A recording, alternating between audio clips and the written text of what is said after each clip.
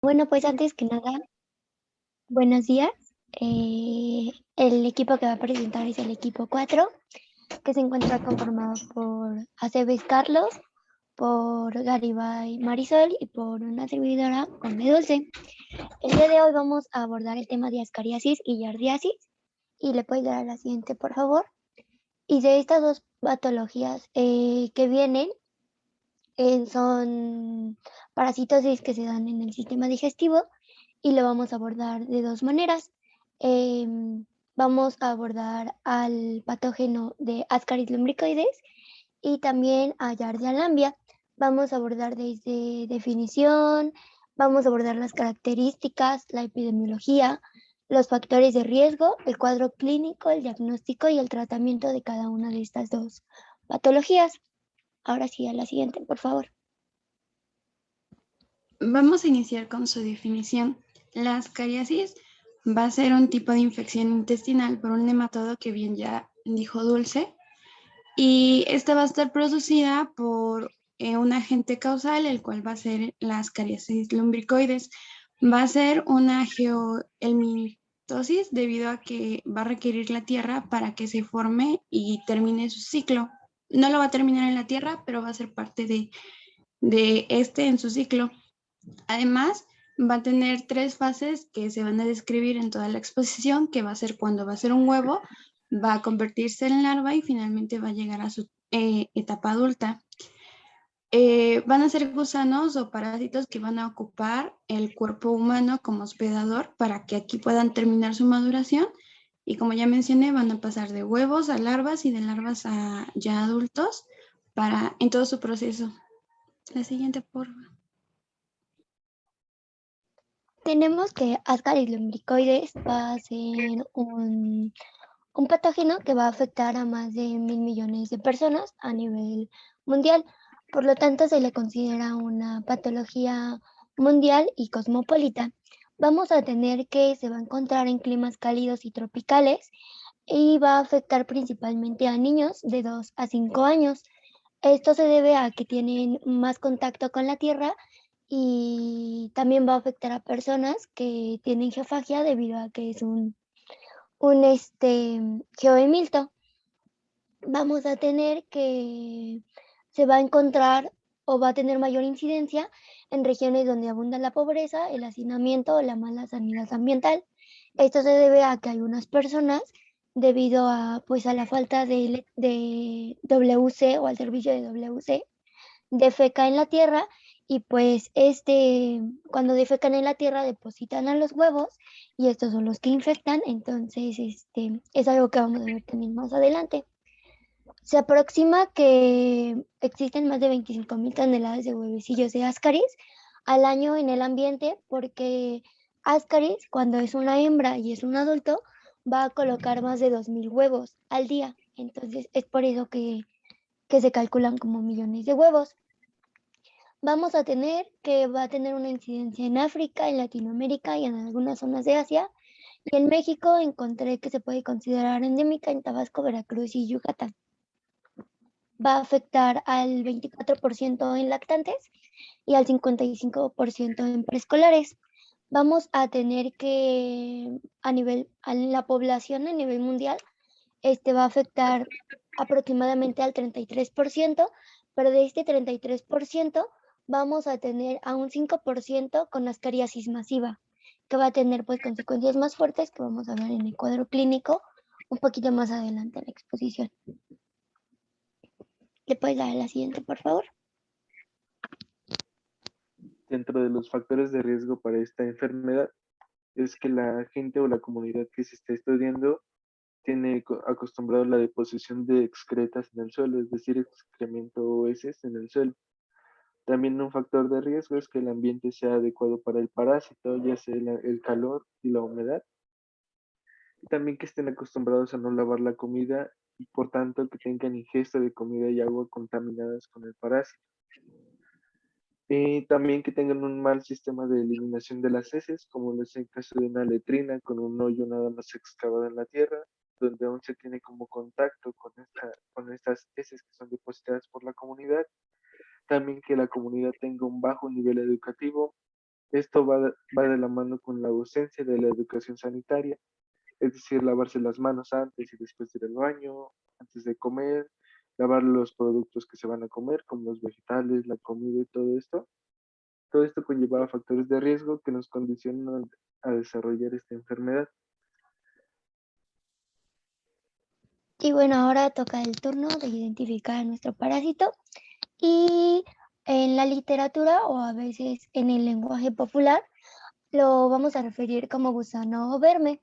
Esto es porque va a referir a los invertebrados que tienen como una forma alargada y que se desplazan por la tierra, como las lombrices de tierra. Incluso a Ascaris se le conoce como gusano intestinal.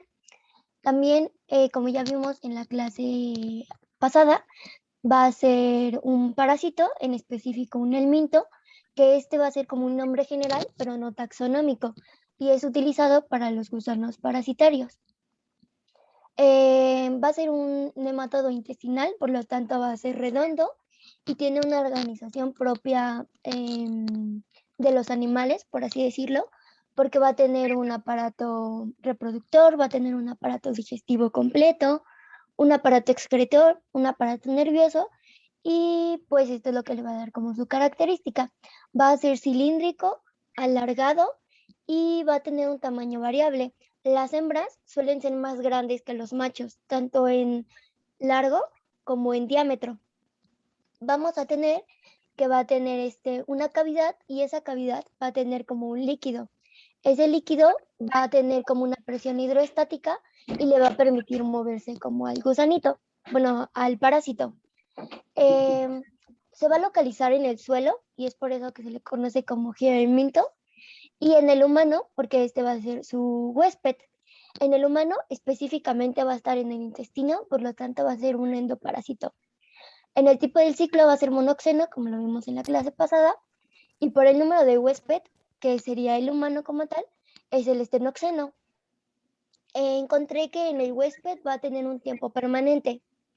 El mecanismo de entrada va a ser bucal y este va a generar daños a partir de que se reproduzca en una forma masiva y esto genera una obstrucción intestinal y también por la expoliación de sustancias nutritivas. Cuando hablamos de una expoliación es que se apropia de esas sustancias, que las jala, por así decirlo. Y respecto a taxonomía, vamos a ver que va a ser como una clasificación que tienen los organismos que van a compartir como características y que va a estar compuesto por una jerarquía de características comunes. Esto es importante porque nos va a permitir hacer como un filtro de este microorganismo y vamos a tener el dominio. El dominio pues va a ser la clasificación de los organismos como más grande y esto es cómo se clasifican como los seres, la diversidad de los seres. En este caso sería Eucaria. ¿Le puedes dar a la siguiente, por favor?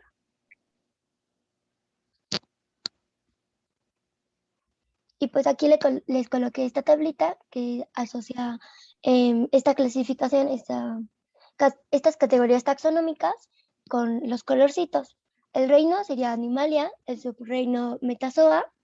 Vamos a tener que un reino va a ser como las características comunes. Después va a venir el filo, que va a agrupar como a los seres por su misma organización. En este caso, un ejemplo sería si son vertebrados o invertebrados. Vamos a tener que su filo es nemátoda y con esto nos va a decir que son gusanos redondos, que son dicoicos, o sea que van a estar por sexos separados. Cuando son adultos vamos a tener a una hembra y a un macho que se van a reproducir de forma sexual a partir de la copulación y también al tener este filo van a tener un aparato digestivo completo, pero vamos a tener que cuando respecto al movimiento no va a tener como un órgano de fijación como una ventosa, se va a fijar con los dientes.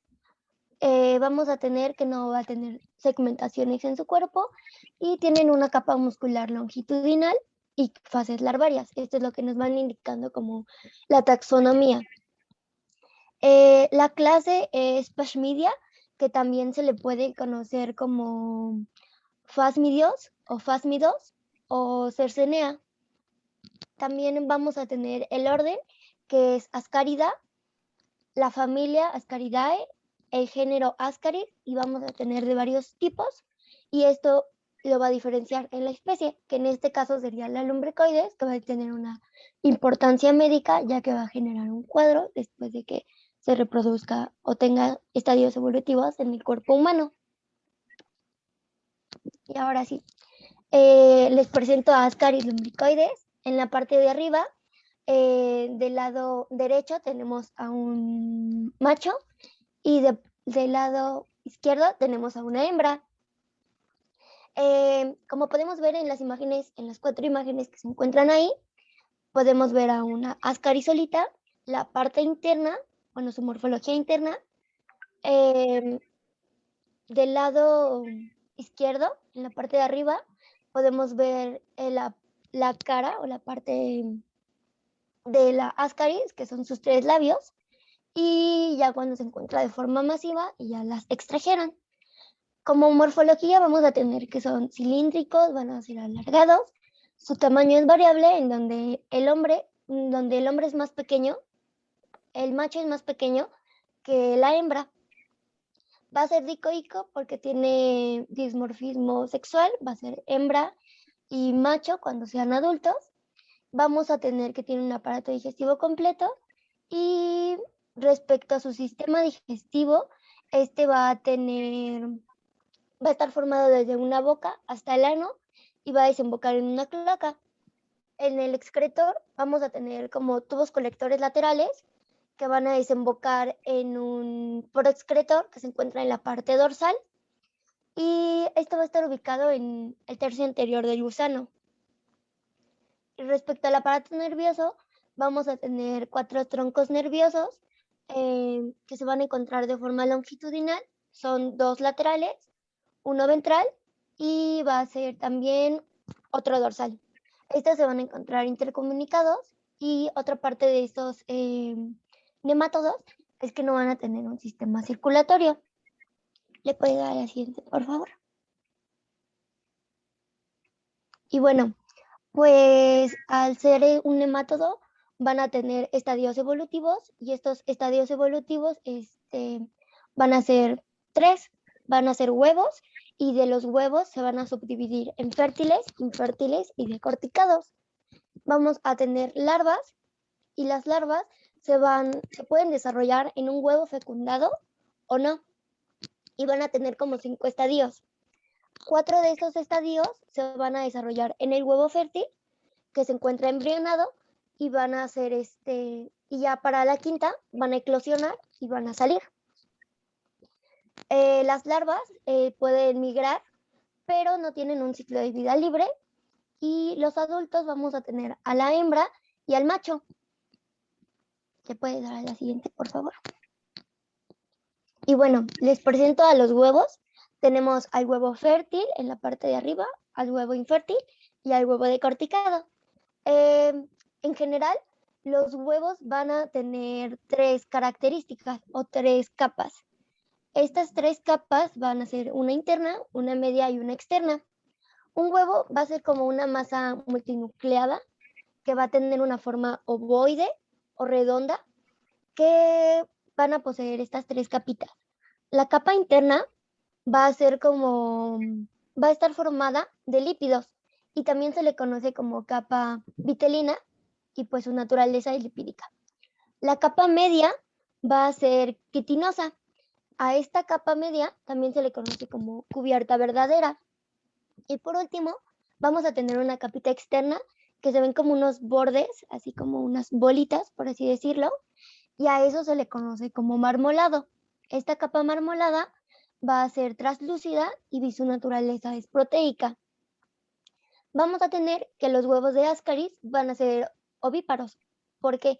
Porque la hembra los va a expulsar al exterior, y cuando los embriones aún no están tan desarrollados o se encuentran en una fase primitiva de desarrollo.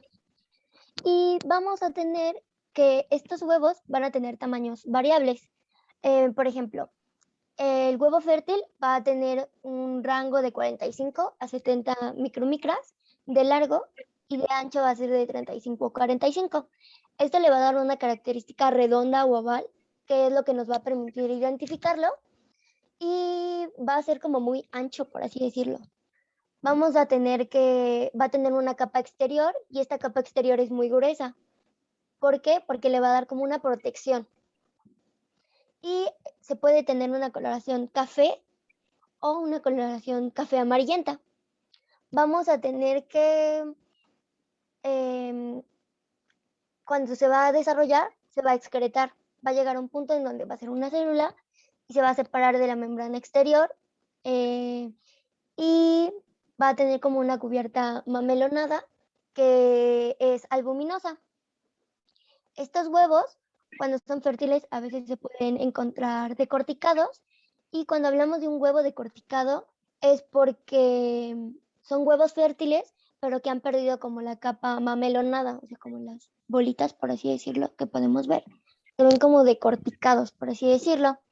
No tienen esa capa, pero van a tener las mismas características de tamaño, forma y color que el huevo fértil. Y cuando hablamos de un huevo infértil, va a ser como algo muy característico porque va a ser más largo.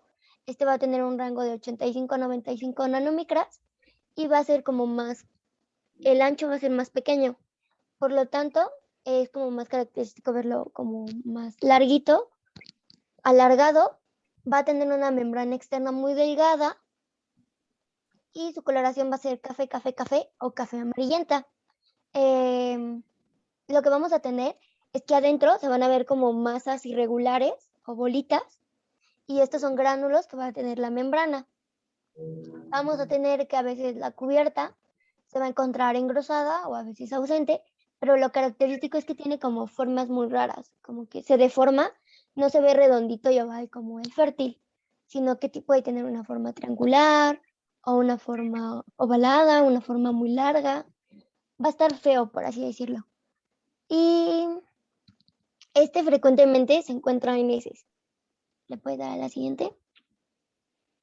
Vamos a tener que son resistentes y que la hembra fértil va a poner aproximadamente 200,000 huevos diarios.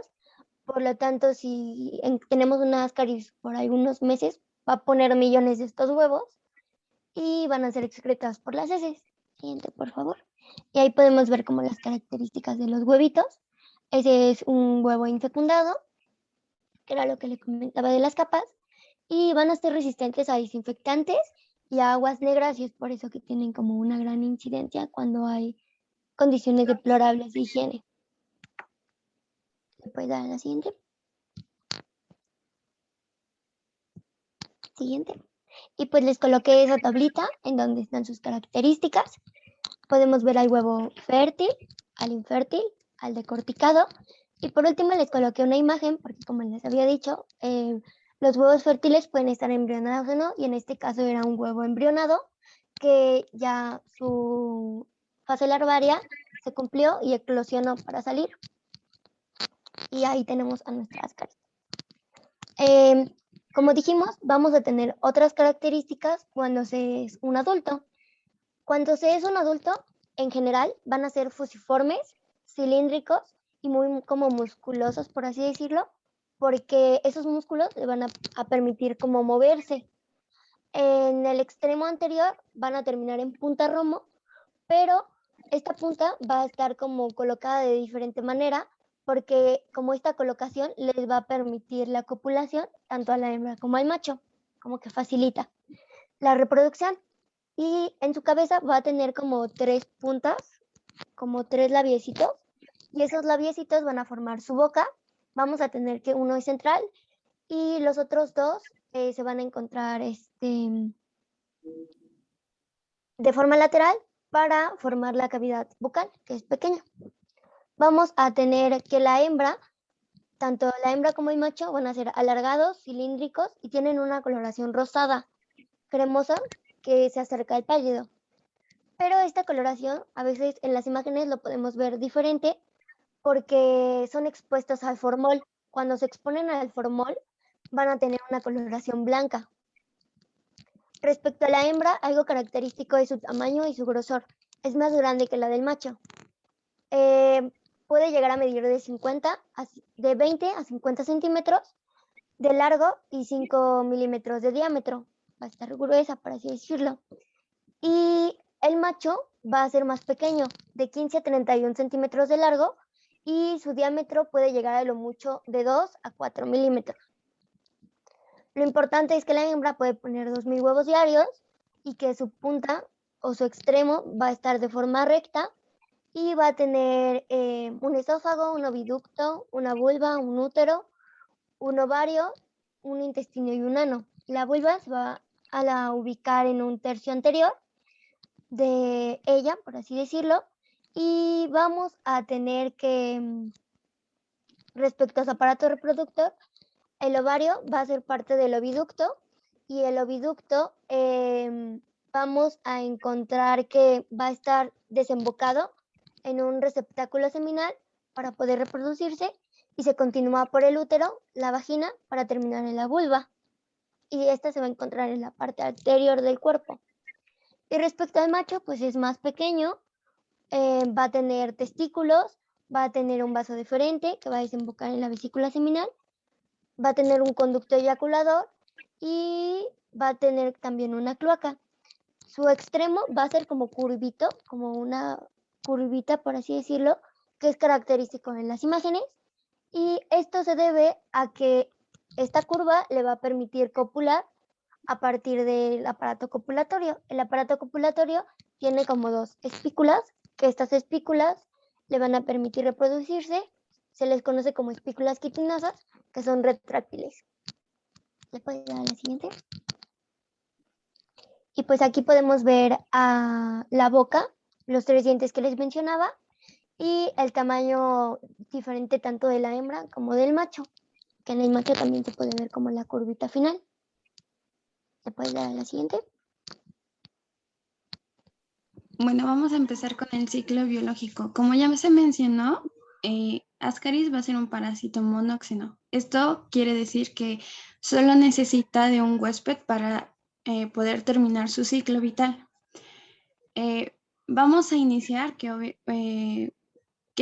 bueno, todo esto va a iniciar con una persona que ya esté infectada y que ya tenga a los parásitos adultos. Cuando ya tenga los parásitos adultos, pues obviamente pueden hacer el proceso de copulación y generar huevecillos. Estos huevecillos son, pues, digamos, dirigidos hacia la luz intestinal y de esta forma son defecados en las heces. Cuando son defecados en las heces, bueno, como vimos entre los factores de riesgo, es que no haya baños, o sea, lo que nosotros diríamos un baño normal, o sea, que pueda haber letrinas o que incluso se defeque en el suelo.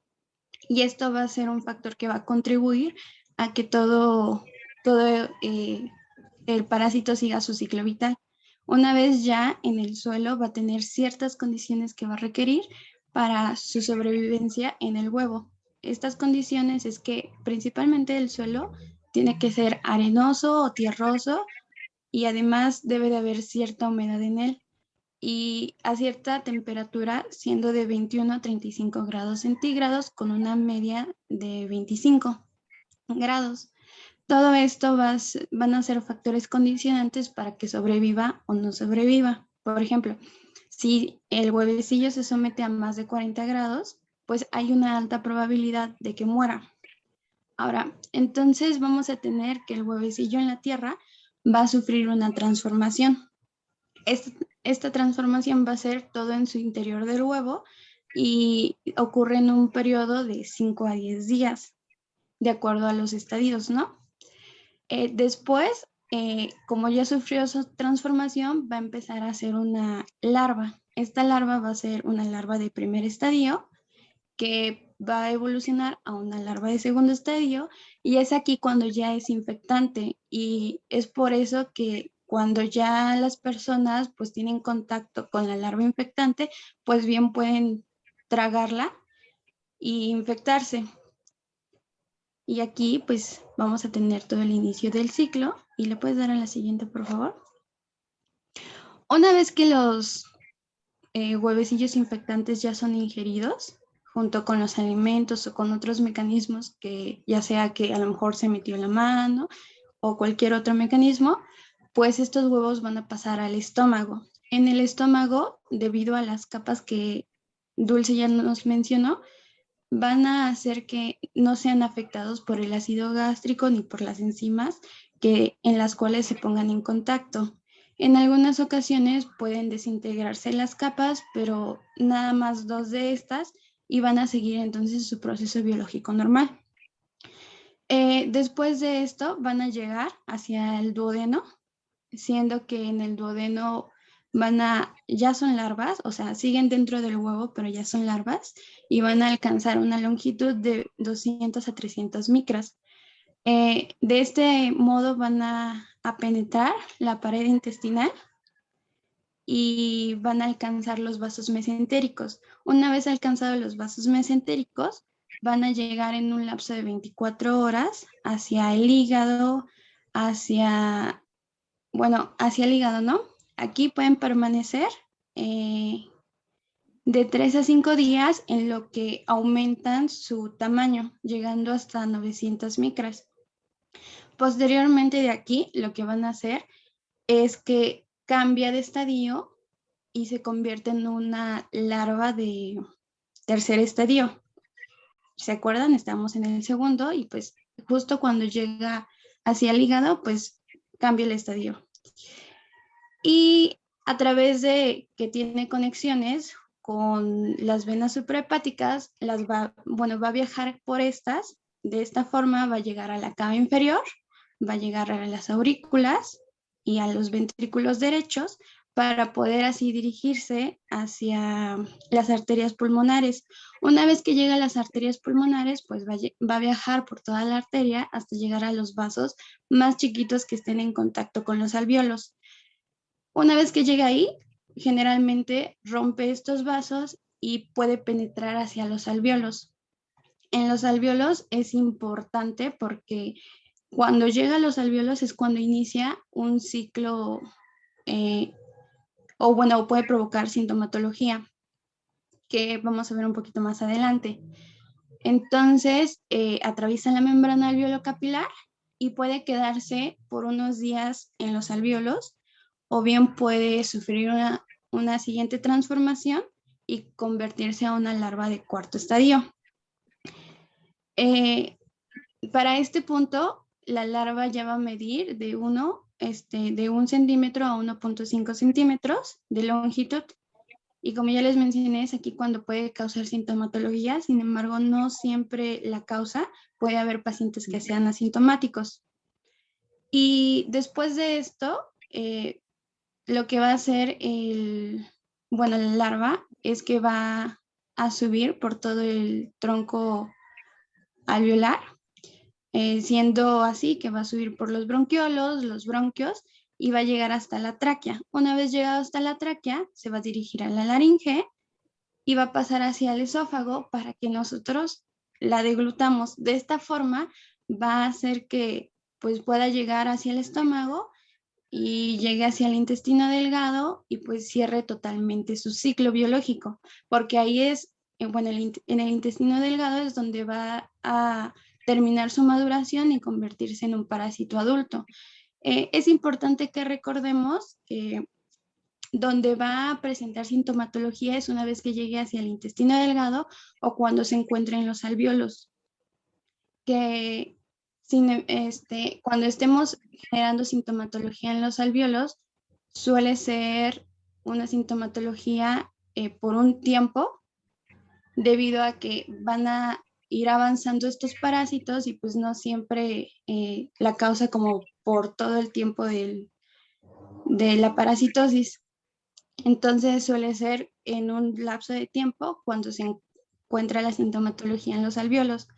Además, es importante recordar que una vez que llega al intestino delgado, pues tiene que pasar aproximadamente 50 días, contando desde el primer día de la infección, para que alcance su madurez sexual, pueda haber una copulación, y después de aproximadamente 10 días que haya la copulación, pues ya se van a poder encontrar los huevecillos en las heces. Y de esta manera, pues cerramos el ciclo biológico. ¿Alguien tiene una duda en el ciclo antes de que avance? ¿Todo quedó bien claro? No, todo bien. ¿No? No sé.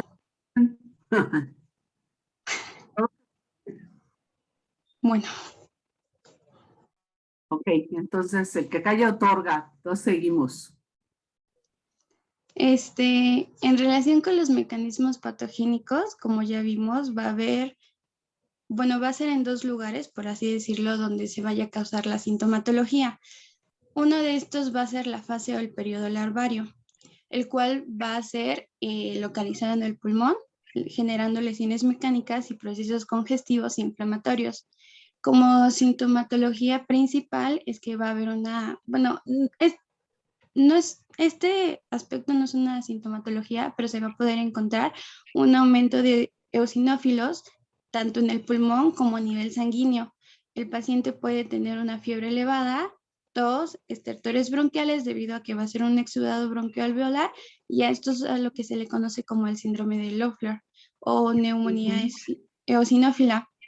Es importante porque si bien no todos los pacientes desarrollan este síndrome y muchos son asintomáticos, sin embargo, bien puede estar generando el síndrome, y si nosotros sacáramos una radiografía, pues podríamos ver radiopacidades en el área del pulmón que generalmente suelen ser periféricas, pero como les menciono, suele ser por un tiempo, o sea que cuando nosotros detectamos este síndrome en un paciente, pues generalmente solo se trata la sintomatología hasta que nosotros podamos diagnosticar la parasitosis y de esta forma pues ya atacar al parásito. Se genera por las larvas de tercer y cuarto estadio que pues van a ubicarse en nuestros alvéolos, y ahí es cuando van a ser pues las lesiones, ¿no? Porque van a ir, digamos, escalando para poder así llegar al esófago y bajar hacia el estómago y hacia los intestinos. ¿Le puedes dar un clic, porfis? Obviamente la sintomatología va a estar va a estar dirigida hacia la carga parasitaria de acuerdo a su intensidad y su gravedad. Por lo tanto, puede generar en algunas ocasiones hemorragias debido a que en el paso de los vasos sanguíneos hacia los alvéolos, pues a veces los puede romper y pues también puede provocar una inflamación. Como vimos, va a haber una tos, expectoración y puede haber disnea, o nos puede decir el paciente que presenta esto. En algunos casos ya un poco más raros puede haber hemoptisis y dolor torácico, pero pues es la sintomatología principal. La siguiente, por favor. El segundo mecanismo patogénico o también el segundo lugar donde se presentan los síntomas va a ser en la fase o en el periodo de estadio. Esto ya es cuando estamos en contacto con el parásito adulto. Puede generar distintos tipos de acción patogénica, ya sea como lesiones mecánicas en toda la pared intestinal. La exfoliatriz a lo que se refiere es que de alguna manera compite por los nutrientes, puede causar inflamación, puede causar traumas e irritación en las paredes, y generalmente se suele encontrar una equimosis en la mucosa intestinal. Todo esto puede generar un absceso y de aquí generar una infección bacteriana, pero pues vamos a entender qué es lo que hacen. Estos parásitos adultos se van a alimentar de los carbohidratos y también van a generar una sustancia inhibidora de tripsina. Todo esto, al momento de que ingieren los carbohidratos y pues producen la sustancia inhibidora de tripsina, va a hacer que no pueda haber una buena absorción de todos los nutrientes, por lo tanto nos va a causar problemas en la digestión y en el aprovechamiento de los mismos, generando una desnutrición. Esta desnutrición afecta principalmente a los niños, pues porque sabemos que los niños están en crecimiento y pueden generar algún déficit en su desarrollo. Por otro lado, vamos a tener que puede haber inflamación. Esta inflamación va a hacer que el intestino se mueva más rápido. De esta forma va a hacer que el tiempo de absorción disminuya y pues va a generar lo mismo, problemas digestivos y del aprovechamiento de todos los nutrientes, generando una desnutrición o problemas con la nutrición. ¿Le puedes dar un clic, porfis? En relación a sus síntomas, esta también puede ser asintomática, pero cuando presentamos síntomas, pues el paciente nos refiere un dolor abdominal generalizado. Puede haber presencia de diarrea, meteorismo, náuseas, vómito, anorexia, la pérdida de peso o malestar general. Pues ya vimos que todo esto pues va a estar dado tanto por los parásitos como por las lesiones que causan. La siguiente, por favor. Otro mecanismo patogénico y que es importante es que pueden migrar. Estos parásitos ya adultos pueden hacer migraciones erráticas que cuando las hacen generalmente son alteraciones pues graves y que pueden llegar a ser mortales. Estas suelen darse cuando tenemos parasitosis masivas generalmente o importantes. Y así como pueden ver en la imagen, pueden salir incluso por la boca los parásitos. Pueden invadir lugares como son las narinas, las vías biliares, la vesícula, el hígado, el riñón y el apéndice, que son como de los principales lugares a los que pueden invadir, y otros lugares que bien pueden invadir, pero son más raros, son el conducto lagrimal, el conducto auditivo y la vejiga, y pues obviamente es importante tratarlo porque esto significa que se están moviendo a lugares que no deberían. La siguiente, por favor. Como vimos, puede tener un cuadro clínico asintomático, pero cuando es sintomático se divide, ¿no? Lo podemos dividir de acuerdo a su localización. El primero que vamos a tratar son los pulmonares, que era el síndrome de Leffler, que no todos lo presentan, y como habíamos visto puede causar una tos, una eosinofilia, fiebre, dolor torácico, hemóptisis, estertores y disnea. Estos suelen presentarse de 1 a 2 semanas después de que se ingirieron los huevecillos. Y pues ya vimos que en la radiografía podemos también encontrar opacidades.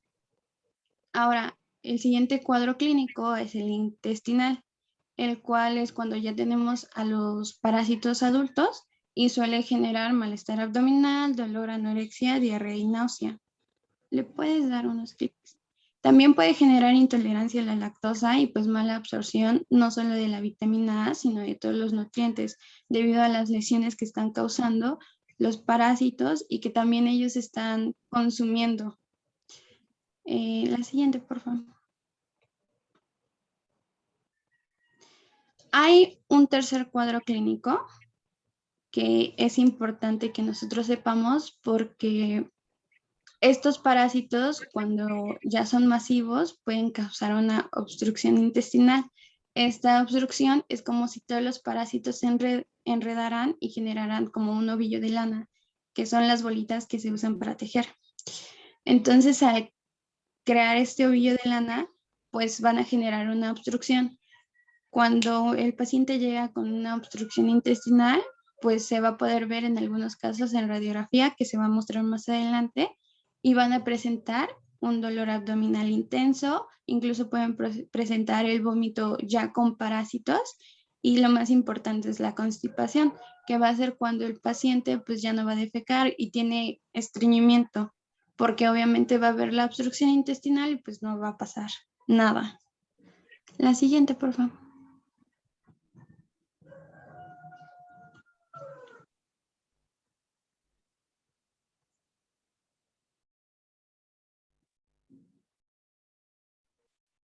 Para el diagnóstico vamos a usar exámenes coproparasitoscópicos, como lo es la concentración por sedimentación.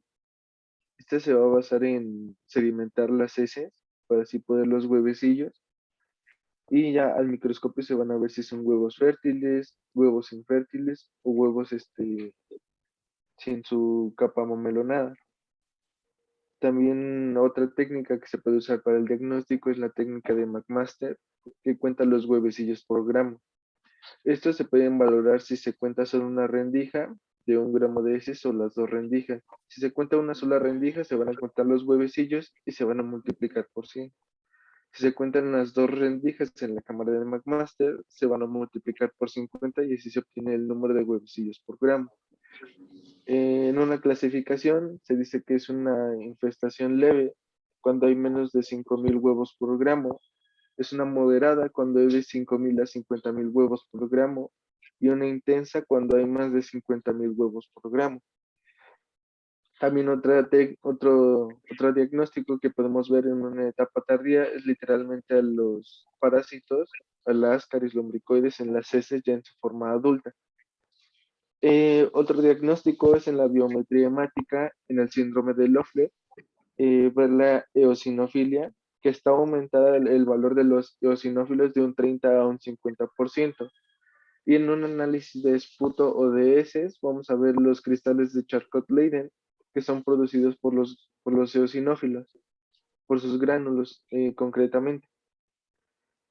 Para el diagnóstico podemos también usar serología, donde va a estar aumentada la IgE y la IgA, y también la imagenología, donde vamos a ver desde una radiografía simple hasta una resonancia magnética nuclear. En una radiografía simple podemos ver una obstrucción intestinal, como lo vimos aquí se puede ver un ovillo de lana.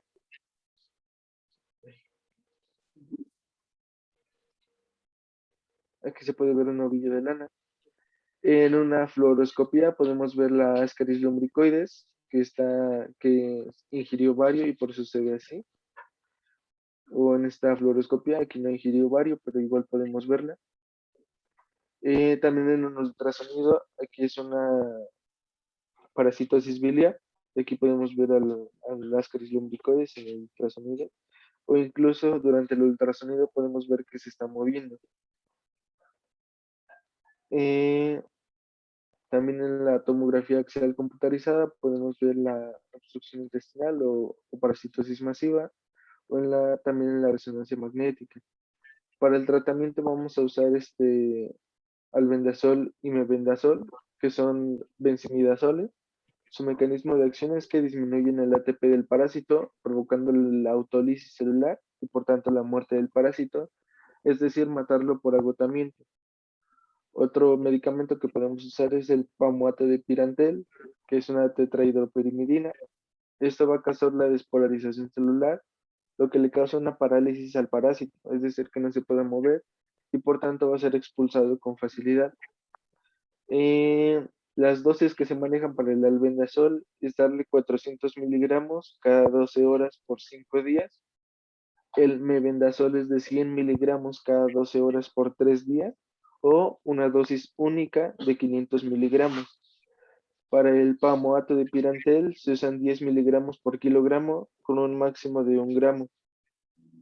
Algo a tener en cuenta como un tipo farmacológico es que el albendazol se absorbe mejor si se ingiere con una comida rica en grasas, ya que esto aumenta hasta 5 veces su absorción. También vamos a tener tratamiento quirúrgico que puede ir desde el no invasivo, desde una remoción endoscópica de las caráceas, hasta un invasivo, donde se hace una laparotomía para desplazar a los parásitos hasta que sean expulsados por las heces.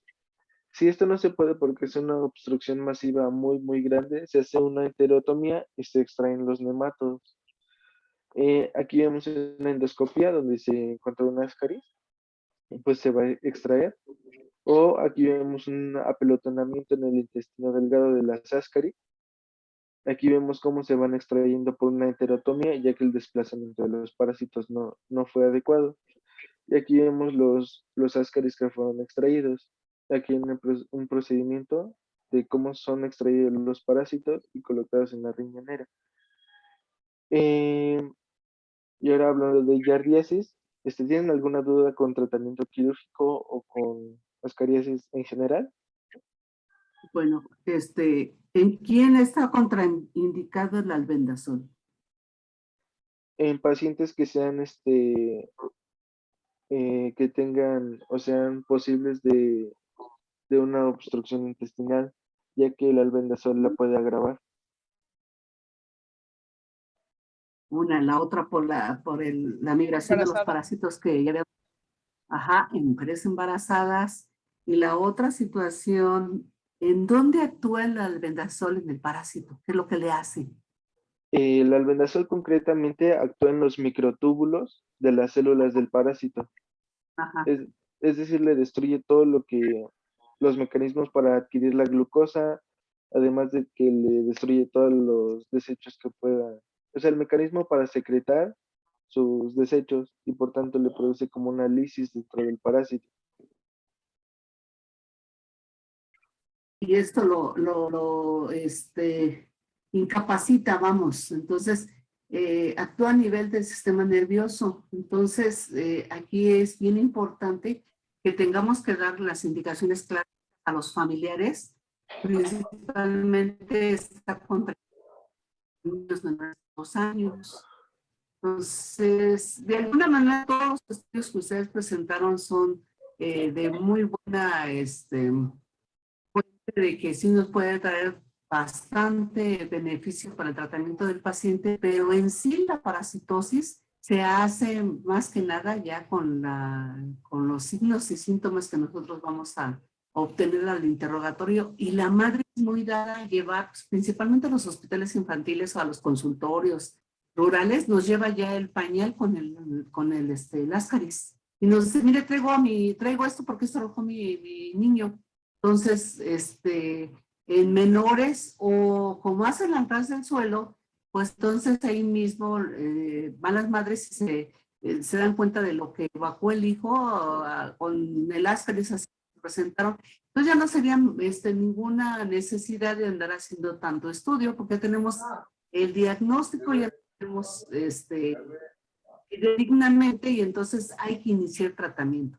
Afortunadamente no es muy frecuente la complicación que el síndrome de Loeffler. ¿Por qué? Porque masivamente ya se dan los tratamientos a nivel de medicina familiar en las instituciones en temporadas como son en primavera,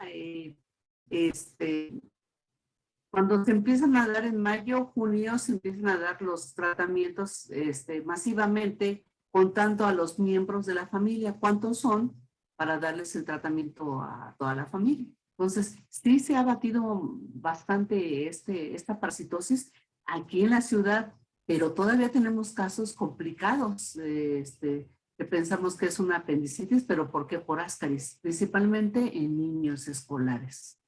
Entonces, es una parasitosis que el ciclo vital puede pasar sin novedad. Ya ven que pasan por el pulmón, pero si no hay ninguna complicación, pues cumple con su ciclo vital. Pero si en un momento dado presenta dificultad respiratoria y es un niño y vemos el estado en el que se encuentra, pues una tele de tórax, y ahí verificamos que es una parasitosis. Entonces, pues muy buena la exposición.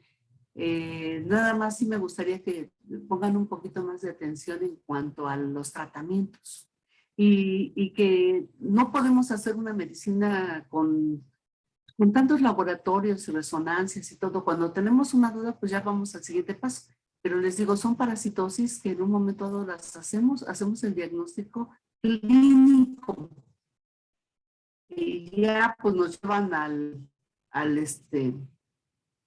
la víctima que está presente, pues ya damos el tratamiento, ¿no? Y eso no lo vamos a dar nada más al puro paciente, ¿no? Vamos a tenerlo que dar familiar. Y la otra situación, la modificación de las medidas higiénico-dietéticas. Eso es una labor importante que hace el médico que se iba a hacer el servicio social a la provincia. Teníamos que hacer nuestra labor en las zonas rurales, en modificar sus hábitos higiénico-dietéticos, porque es muy bien. En zona rural todavía las evacuaciones las hacen al ras del suelo. Entonces, nosotros tenemos aquí todo lo mínimo indispensable para llevar una vida más o menos adecuada, pero a los aledaños de la ciudad todavía tenemos zonas en donde no tienen drenaje, no tienen ciertas agua potable, y eso pues entonces es a donde está más presente esta parasito. ¿Alguna duda? ¿Todo quedó claro? Doctora, en el caso de los ¿Mande? antiparasitarios, ¿sí me escucha? Sí, sí te escuchas. Sí, escucho. Ah, ok. Porque, bueno, es que leí que, por ejemplo, en ese caso, si presentan fiebre, no se debe de dar, pero, o sea, ¿por qué sería en ese caso? Bueno, porque hay que buscar que ya haya una complicación en cuanto a que esté ocupando una situación de una irritación, puede ser hasta un abdomen agudo por un masacote, como lo manejó, como lo presentó tu compañero, que están invadiendo a veces vías biliares, apéndice, una neumonía por parasitosis, ya el síndrome, pues a veces no se puede resolver porque está muy avanzado.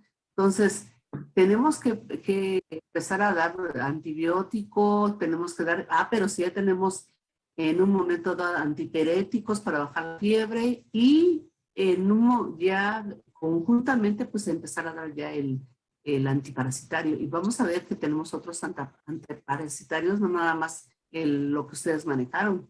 Hay otros, pues otros medicamentos que se pueden manejar por vía intravenosa.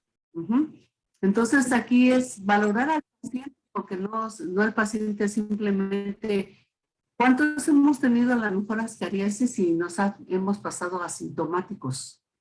Y inclusive en pruebas que se hacen en las cocineras, en los comedores, se les toman muestras ahora sí que a los que elaboran los alimentos y resulta que salen con un coproparasitoscópico, en una serie de 3 salen con ascariasis y son asintomáticos.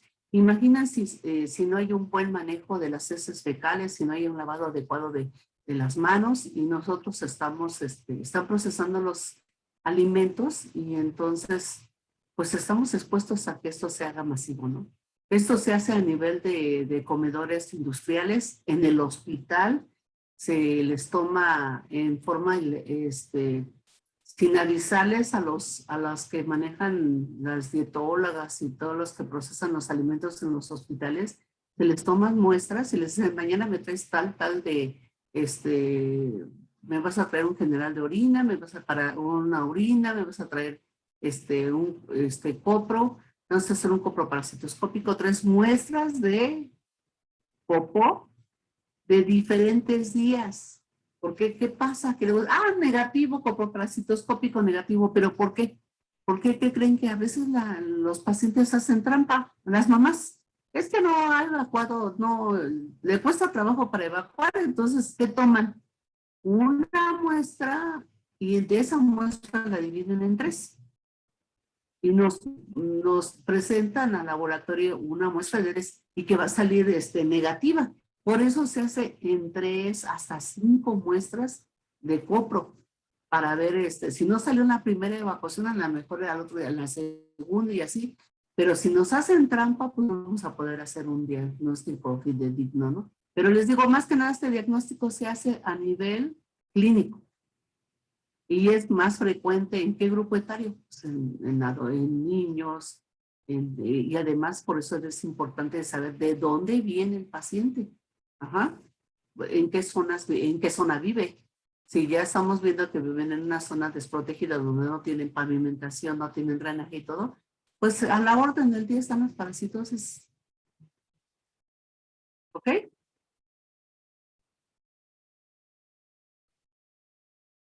Sí, Y el gracias. tratamiento pues va a ser que un abdomen agudo pues va a ser quirúrgico. Obviamente, como mencionaron ahí en el riñón que tenían, lleno parecen fideos, no parecen espagueti o algo así, ¿no?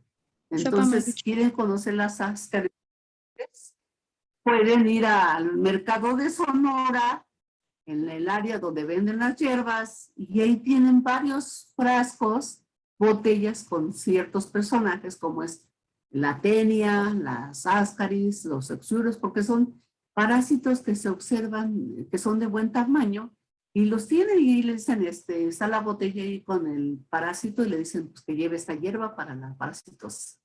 Yo ahí también los conocí ahí en el mercado de Sonora. Y pueden ir y van a ver cómo están ahí, los tienen ahí en unos frascos y dicen, ay caramba, Imagínense para vender todo lo que hace la gente, ¿no?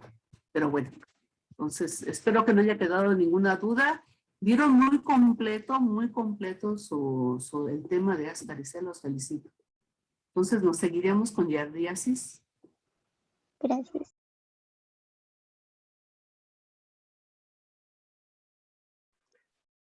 Primero está la definición, un poquito de historia.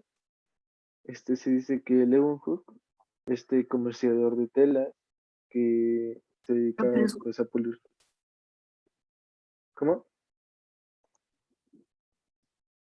No te escuchamos muy bien. Yo no te escuché muy bien. ¿Ya me escuchan mejor? Hola. Bueno. Sí. ¿Ya Sí, ya mejor? Sí, yo ya te escucho. Bueno, comenzando con un poquito de historia, se dice que Leeuwenhoek, comerciante de telas, que pulía sus vidrios para ver la calidad de sus telas, en su apogeo, por descubrir que había microorganismos, analizó sus heces en 1651 y descubrió que tenía giardiasis. Él no le puso el nombre ni su morfología, pero mandó sus observaciones a Inglaterra, donde ya se fue haciendo como descubrimiento como tal de la giardiasis. A esta enfermedad se le conoce como giardosis, que es lo más correcto según los libros, giardiasis o enteritis por giardia.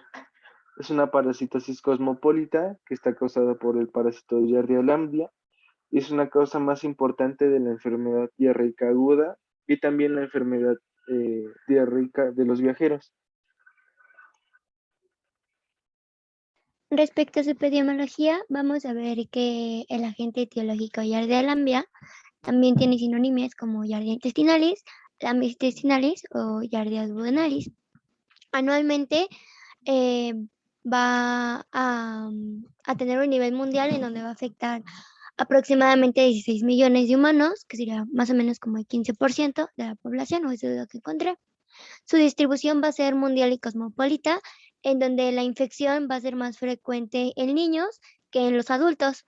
La prevalencia es mayor en zonas con mal higiene, por así decirlo, e instituciones con niños que no saben pues el lavado de manos, ya que es más frecuente en ellos. Se va a dar en climas cálidos y templados, en comunidades con sistemas de purificación que están en mal estado o que no son correctas, y en viajantes que van a viajar, por así decirlo, y van a consumir agua que no está bien tratada o que viene de aguas negras. También alimentos que vienen o que fueron tratados con aguas negras.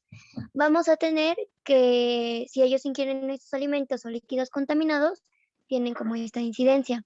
También vi que se da por una convivencia con animales domésticos o con animales salvajes, debido a que Giardia lamblia va a tener varios genotipos que van a afectar a varios huéspedes. Entre ellos está el humano. El que a nosotros nos importa es el genotipo de tipo A. También vamos a tener que va a afectar a los menores de 10 años, pero prevalece en 10 a 8 años, y un 24% de estos casos son lactantes, mientras que un 55% son preescolares. Y pues se da en países subdesarrollados, en donde hay hacinamiento, pobreza y pues falta de higiene, debido a las condiciones, las cuales son precarias. Su modo de transmisión va a ser de persona a persona, y es por eso que pues es muy importante. Va a ser mano, ano, boca. ¿Le puedes dar a la siguiente, por favor? Como factores de riesgo vamos a tener que ser niño va a ser un factor de riesgo debido a que los niños en sí no tienen una educación higiénica, bueno, en relación a su higiene, pues muy contrastada, y además los niños son muy curiosos. Suelen andar tocando muchas cosas e incluso pueden tener el contacto con sus heces, y a lo mejor si sus papás no se dan cuenta, pues no puede haber un buen lavado de manos, o a lo mejor incluso pues fue ahí casi por encimita y ni se manchó y nada más lo limpiaron, y pues esto puede ser un factor de riesgo. Además, incluso tener contacto con los niños, en este caso particular, especialmente se caracteriza por niños pequeños, pues al momento de limpiarlos, pues se tiene el contacto con las heces e incluso puede ser un factor de riesgo en las guarderías, que es donde principalmente encontramos a los niños pequeños y pues en una cantidad pues algo importante, ¿no?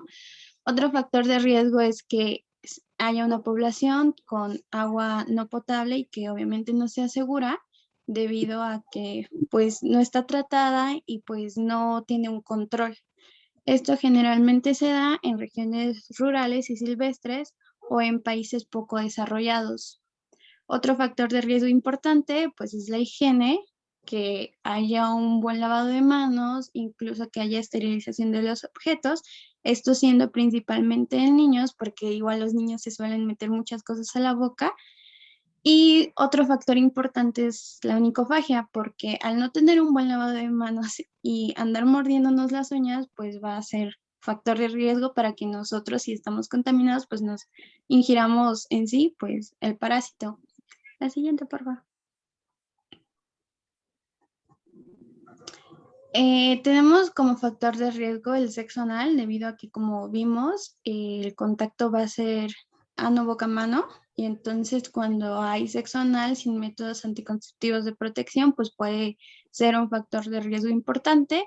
Y otro factor de riesgo, pues son los alimentos contaminados, debido a que a lo mejor la persona está infectada y fue al baño, no se lavó las manos y al preparar los alimentos, pues los prepara así y pues puede infectarlos. Bien, es una forma menos frecuente de contagio, pero la tenemos que contemplar. En relación a la prevención, pues principalmente la guía de práctica clínica menciona que debe de haber una educación para la salud, un control de la pobreza, que bien es difícil pues tratarlo. Y además tenemos que enseñar higiene personal básica. También se tiene que mencionar que hay que intentar evitar comer alimentos en la calle, que aunque también esta es una acción que puede ser complicada incluso no en países poco desarrollados, en países como el nuestro, o sea, hay muchas veces en las que pues es lo que hay, ¿no? Y también se hace uso de conciencia sobre la cloración y los filtros de agua, así como el uso de condón para las relaciones anales. La siguiente, por favor. Y bueno, ahora vamos a seguir con la identificación de nuestro patógeno, que es Yardialambia. Va a ser un microorganismo de tipo protozoo-flagelado, que es un flagelado intestinal que es diagnosticado con mayor frecuencia. Sus sinonimias son Yardia intestinalis, duodenalis y Lambia intestinalis. Se va a localizar en el humano, pero va a ser eurixeno, por lo tanto va a tener varios huéspedes que son mamíferos y eso va a depender de su genotipo. Algunos son los perros, algunos son los castores y algunos somos nosotros. En el humano va a tener un tiempo en el huésped de tipo permanente, una vez que ingresa a partir de ano, mano, boca, y el tipo de ciclo va a ser monoxeno. En el humano se va a localizar en el intestino delgado, específicamente en el duodeno, cuando se encuentra en una forma conocida como trofozoito. Esto es porque como que se adhiere o se pega a partir de un disco que va a tener. Vamos a tener que sus mecanismos de daño va a ser a partir de que va a lesionar las microvellosidades que se encuentran en nuestro epitelio del intestino y también debido a que va a secretar algunas enzimas como sulfatasas, hidrolasas, fosfatasas e incluso toxinas que pues nos van a generar una irritación, una alteración epitelial, una exfoliación e incluso una lisis. También vamos a tener que va a impedir la absorción de sustancias nutritivas o de colesterol o de algunos que vamos a mencionar más adelante, debido a que va a actuar como una barrera, ya que al pegarse va a ser como un impedimento mecánico. Respecto a la taxonomía, pues como habíamos visto, va a ser como un filtro que vamos a tener en los microorganismos que nos va a permitir conocer como sus características específicas. El dominio va a ser Eukarya, va a pertenecer al reino protista, su filo es Metamonada, su clase Fornicata, su orden Diplomonadida, Va a tener en este caso suborden, que es Giardina, y en género va a ser Giardia, porque vamos a tener varios tipos. En este específico nos vamos a centrar en la especie Lambdia. ¿Le puedes dar a la siguiente, por favor? Y bueno, Giardia lambia va a tener un tamaño inferior a 20 micromicras. 20 micromicras va a ser como lo máximo, lo que va a llegar, pero generalmente es menor a este tamaño. Va a ser un protozoorio flagelado que va a carecer de mitocondrias y de aparato de Golgi, pero va a tener un citoesqueleto y va a tener dos formas en su ciclo. No es como un ciclo, va a tener dos formas en las que se puede transformar, por así decirlo. En la imagen del lado izquierdo podemos ver cuando es un quiste, que es como una bolita, y cuando ya es un trofozoito. En el trofozoito podemos ver su vista ventral y su vista lateral o de perfil. Y así es como se observa. ¿Le puedes dar a la siguiente, por favor? Y bueno, les presento al trofozoito. El trofozoito es cuando se encuentra en una forma móvil y cuando se encuentra en quiste es una forma infectante. Vamos a tener que su tamaño va a ser de 8 a 12 micromicras de largo y de ancho de 6 a 9 micromicras. Generalmente mide 12, por así decirlo. Va a tener una forma como alargada y ovalada y va a tener una etapa en donde va a presentar solo 2 núcleos y una en donde ya presenta 4 núcleos, que se le podría decir que es maduro. Vamos a tener que tiene una forma ovalada, por así decirlo, y va a presentar algo que se le conoce como cuerpos medios o basales y axonemas flagelares. Los axonemas flagelares son como esas tiritas que se ven y esos son restos de los flagelos. A eso se le conoce como axonema. Va a tener fragmentos del disco suctor, ya que no va a estar bien desarrollado, pero va a empezar a tener como indicios y va a tener núcleos y nucleolos. Es por eso que se ven como unos ojitos, porque es como el núcleo y luego está el nucleolo, que es como más chiquito. La membrana va a tener una membrana y esta membrana va a ser doble, por lo tanto van a ser resistentes y va a ser transparente. ¿Le puedes dar la siguiente, por favor? Y bueno, les presento a Giardia cuando se encuentra en forma de trofozoito y esto va a tener, bueno, en esta forma va a tener una longitud de 10 a 20 micromicras y de ancho de 15 micromicras como un promedio. Vamos a tener que va a tener una forma piriforme, que es una forma como de pera, si la pueden ver como si estuviera al revés. Va a ser como una perita y si lo dividimos en dos, va a tener una simetría bilateral, tanto de un lado como del otro. Va a poseer 8 flagelos, que estos vienen como en 4 pares, que va a ser el caudal, el ventral, el posterior y el anterior. Estos flagelos lo que le van a permitir es una movilidad y también vamos a tener, que va a tener tanto en la parte lateral y en la de perfil, va a tener como una forma de comita, como así.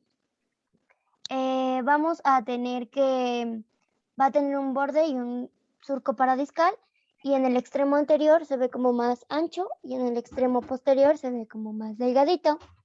Va a tener una forma vegetativa no infectante, pero se va a alimentar y vamos a tener que va a tener vacuolas en el citoplasma, también va a tener un axístolo, que son como un conjunto de microtúbulos que le van a permitir también movimiento. Va a tener cuerpos parabasales y un disco suctor. El disco suctor es lo que le va a permitir como adherirse a la parte del epitelio en la parte superficial. Y va a tener una reproducción por división binaria longitudinal, por lo tanto va a ser asexuada y esta es como muy rápida y por eso pueden llegar a formarse millones de parásitos. Y vamos a tener, ¿le puede dar a la siguiente imagen?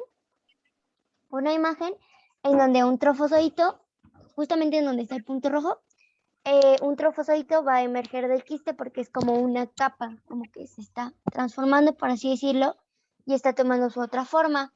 Y también va a tener como una división lateral que se puede ver de este lado. Y les coloqué unos esquemas y unas imágenes en donde vienen indicados como las partes que ya mencionamos. Algo característico del trofozoito es que va a competir por sales biliares, por aminoácidos, por fosfolípidos, por colesterol y por micronutrientes. Y esto se debe a que la giardia va a adherirse pues al epitelio y va a formar como una capa, y esta giardia se adhiere debido a la fuerza hidrodinámica que tienen los flagelos ventrales, también a que va a tener unas proteínas contráctiles en el disco suctor, y principalmente es por esta estructura paradiscal y por una presión negativa que va a ejercer este disco. Es como lo que le va a permitir ese como que se pegue. Y pues va a generar también un aplanamiento de las microvellosidades, empezando a presentar una mala absorción y la clínica, por así decirlo. ¿Le puedes dar a la siguiente? Ahí se puede ver su cara, tanto ventral como lateral, y cuando se encuentra en forma de quiste. ¿Le puedes dar a la siguiente?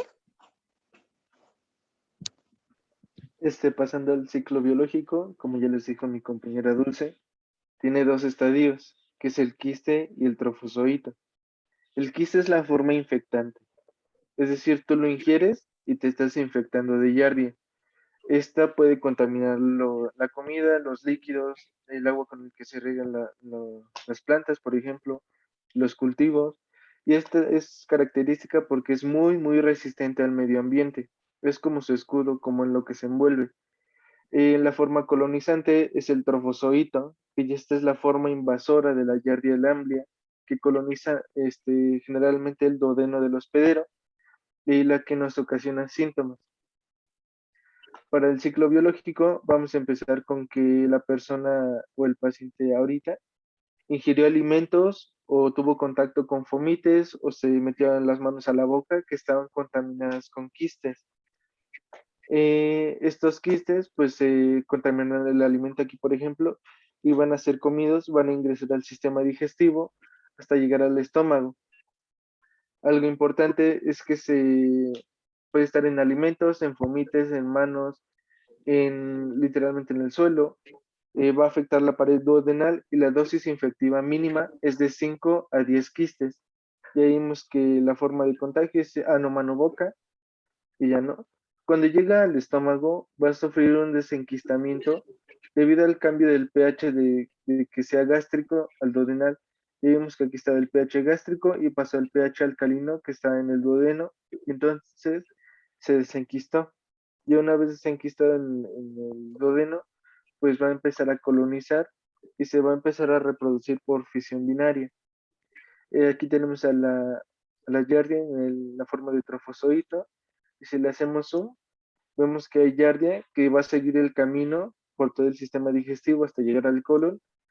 Va a haber trofozoitos que mediante su disco suctor, que hace succión, que es como una ventosa, se va a adherir a las paredes del duodeno y va a empezar a chupar y a competir con el huésped por los nutrientes y principalmente por el colesterol y las sales biliares. Y va a haber también trofozoitos que van a estar dividiéndose y multiplicándose por fisión binaria, como lo vimos hace rato. Conforme avanza hacia el colon, pues vuelve a enquistarse. Es decir, está en el duodeno, pero hay unos trofozoitos que siguen avanzando. Conforme van llegando al colon, debido a que en su membrana tienen receptores para colesterol, al ver que ya no hay tanto colesterol, se empiezan a enquistar, llegan al colon, siguen su camino y van a ser defecados en las heces. Estas heces pues van a volver a contaminar alimentos, los fomites, las manos, y pues van a volver a ser ingeridos otra vez y se completa todo el ciclo. Como lo vimos, pues todo comienza con el quiste que entra por la boca, ¿no? Llega al aparato digestivo, alcanza el duodeno donde se desenquista y se empieza a multiplicar por fisión binaria. Después continúa su camino hacia el colon y se vuelve a enquistar. Y otra vez es comido, se desenquista, se multiplica y se vuelve a enquistar, y este es su ciclo, así como muy resumido.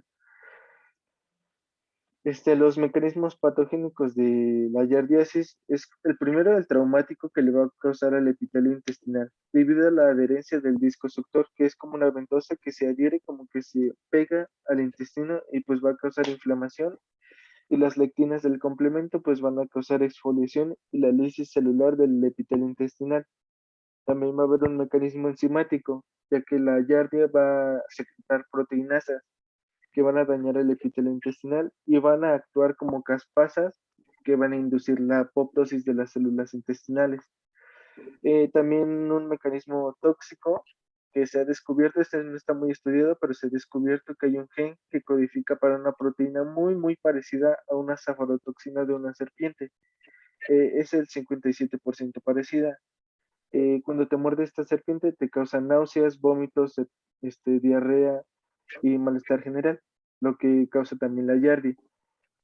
También van a causar una barrera mecánica, o sea que pueden tapizar grandes zonas del epitelio intestinal. Cuando son muy graves los cuadros, pueden tapizar las zonas del epitelio, principalmente del duodeno y del yeyuno. Y el mecanismo más importante es el que compite en el huésped contra la yardia. Van a competir principalmente por las sales biliares, aminoácidos, ya que la yardia no los produce, y también los nucleótidos. Y también por minerales. Esto, aunado a todo lo que ya les dije, como el mecanismo por trauma, van a hacer que haya una mala absorción, principalmente de las grasas que se absorben en el duodeno, que la proliferación del epitelio intestinal sea muy acelerada, incluso que haya enterocitos maduros en el lumen intestinal, y también nos puede dar alteraciones en la hemoglobina que nos pueden llevar a una anemia, por ejemplo. El cuadro clínico, bueno, el periodo prepatente es de 9 días, el de incubación es de 12 a 19 días. Puede haber cuadros clínicos asintomáticos y sintomáticos. Los asintomáticos son muy raros, pero puede haberlo. Los sintomáticos consisten en dolor abdominal, en diarrea esteatorreica, es decir, muy grasosa. Esta puede ser también una defecación pastosa con mucha grasa. Hay hiporexia, es decir, no van a tener ganas de comer nada. Va a haber meteorismo, náuseas y vómito, flatulencias, muchas flatulencias, y constipación puede también haber. Cuadros alternativos entre diarrea y constipación. También si hubo una alteración en la hemoglobina, pues puede haber palidez de tegumento. Algo característico es que el dolor va a ser en el epigastrio y va a ser transprandial inmediato. Es decir, mientras comen les va a empezar a doler. Características de las evacuaciones es que son explosivas, profusas, acuosas y esteatorreicas, son muy fétidas y no hay presencia de sangre ni moco. Esta patología es muy grave en niños debido a que el dolor es transprandial inmediato, les va a doler mientras comen, entonces los niños van a dejar de comer. Esto les va a condicionar a que tengan una talla baja y un déficit cognitivo. Para su diagnóstico, pues lo primero que tenemos que hacer es hacer un examen clínico. Obviamente, pues tenemos que ver cómo es la consistencia de las evacuaciones, de cuánto es la evolución, si ha habido pérdida de peso, si se cree que hay una mala absorción.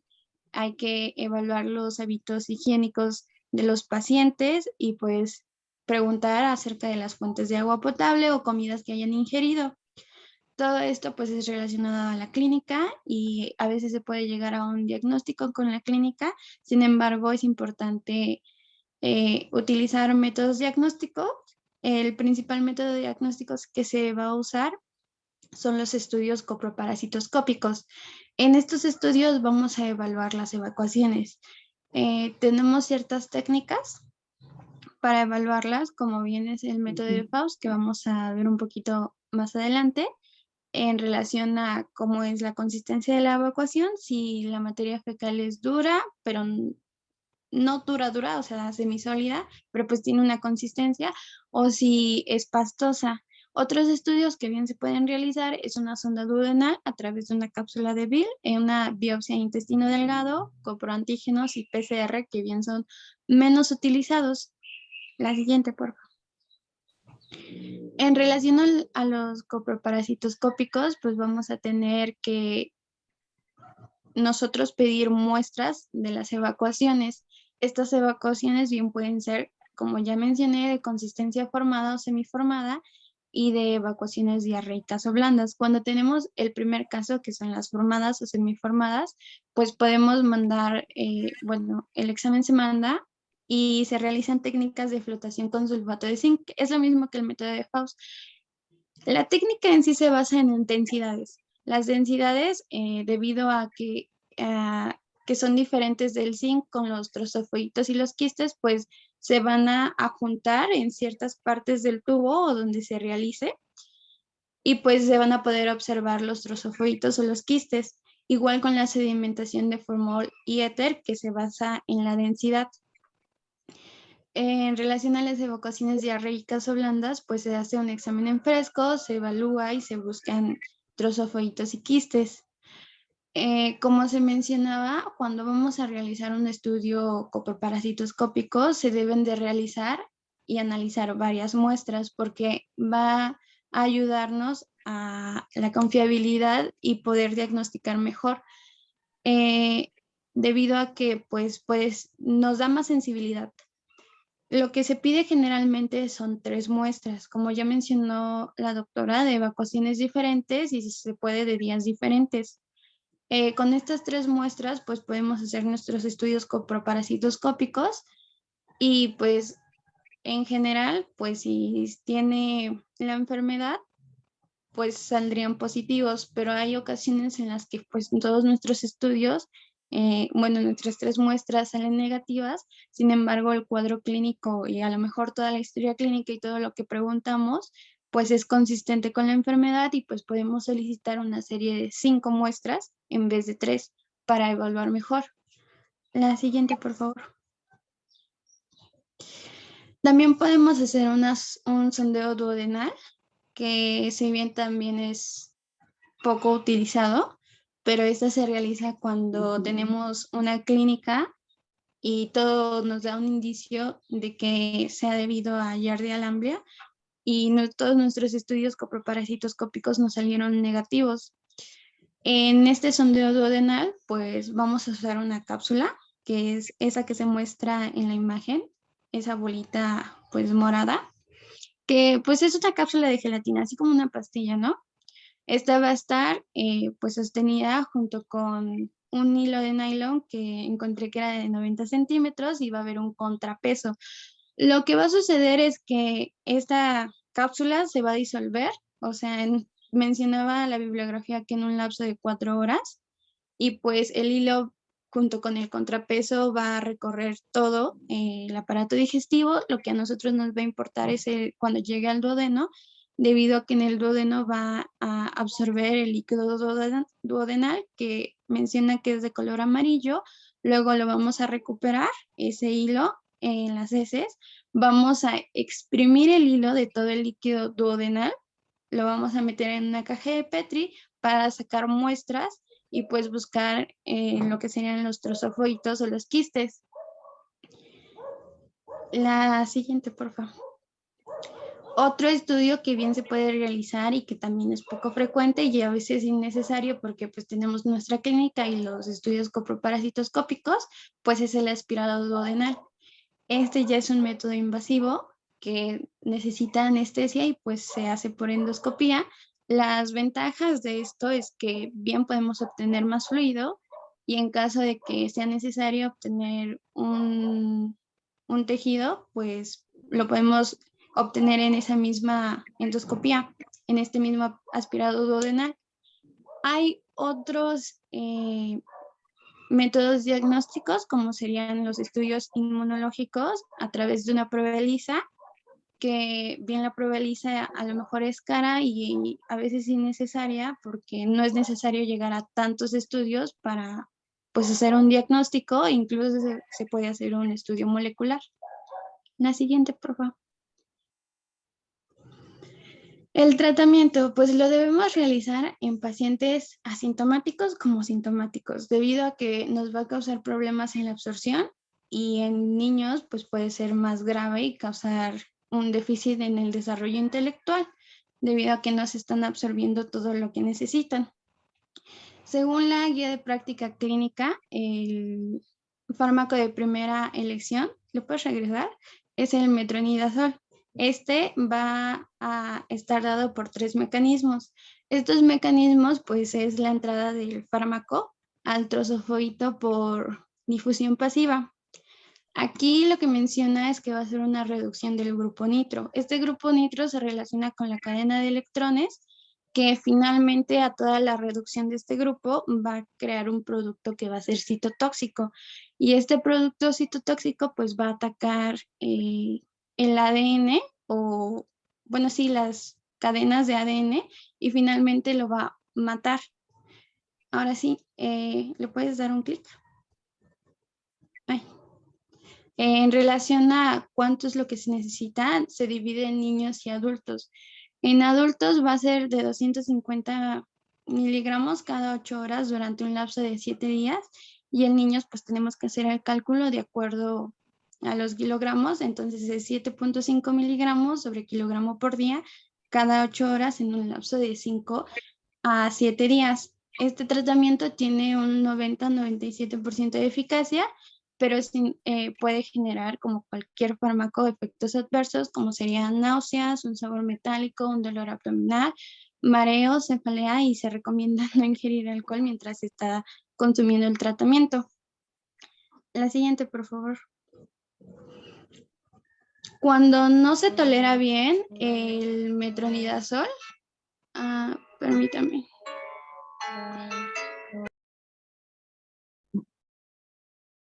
Perdón, cuando no se genera bien el metronidazol, pues podemos hacer uso del tinidazol o cuando se presentan muchos efectos adversos. Este es casi igual al metronidazol y pues lo utilizamos en dosis de 2 gramos en adultos. Es una dosis diaria por 2 días y en niños son 50 miligramos sobre kilogramo, siempre sin exceder los 2 gramos, una dosis por día durante 2 días. Igual yo creo que es importante saber y conocer al paciente porque pues podemos tener pacientes que a lo mejor sean muy educados con su medicación, o sea que si les tocan 3 pastillas, 4 pastillas al día, pues sean muy rigurosos en su medicación, así como pacientes que a lo mejor se les olvida y pues es necesario jugar a veces con los fármacos debido a las cualidades del paciente.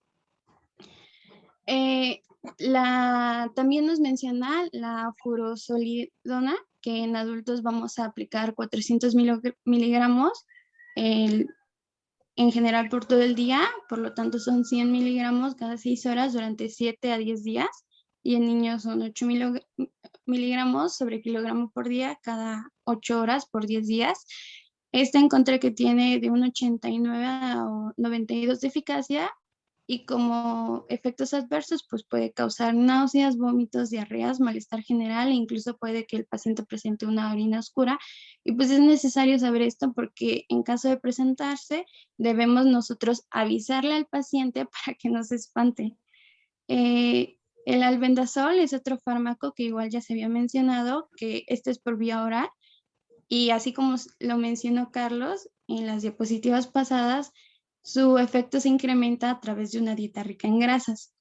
Por lo tanto, cuando nosotros lo recetemos, es conveniente que también mencionemos que debe haber una dieta rica en grasas para que sea funcional el tratamiento. En este caso, la guía de práctica clínica mencionaba que sí se debe agregar una dieta rica en grasas porque el albendazol solo pues no iba a causar la misma eficacia que con una dieta rica en grasas. Se recetan adultos con 400 miligramos sobre día, es una sola toma, sin embargo puede traer efectos adversos como trastornos digestivos, vértigo, urticaria y alopecia. Por lo tanto, este es un fármaco que no se tiene en primera línea, según la guía de práctica clínica, como el metronidazol. La siguiente. Otro es el mebendazol, que en adultos y en niños va a ser 200 miligramos cada 8 horas por 5 días con 95 a 100% de eficacia con efectos adversos de náusea y vómito. Algo importante a destacar es que, ¿le puedes regresar nada más una? Que el albendazol lo recomienda la OMS. Sin embargo, nuestra guía de práctica clínica mexicana recomienda que iniciemos con metronidazol. Ahora sí, ya la siguiente, por favor. Aquí tenemos un esquema que es un diagrama de flujo, que si bien no lo pueden ver a lo mejor ahorita también, lo pueden ver cuando les pasemos las diapositivas, pues es para el diagnóstico y el tratamiento, ¿no? Vamos a tener al paciente con los datos clínicos de la enfermedad. Mandamos nuestros coproparasitoscópicos de 3 series y pues vamos a ver si hay o no hay una observación de quistes o de los trozofoitos.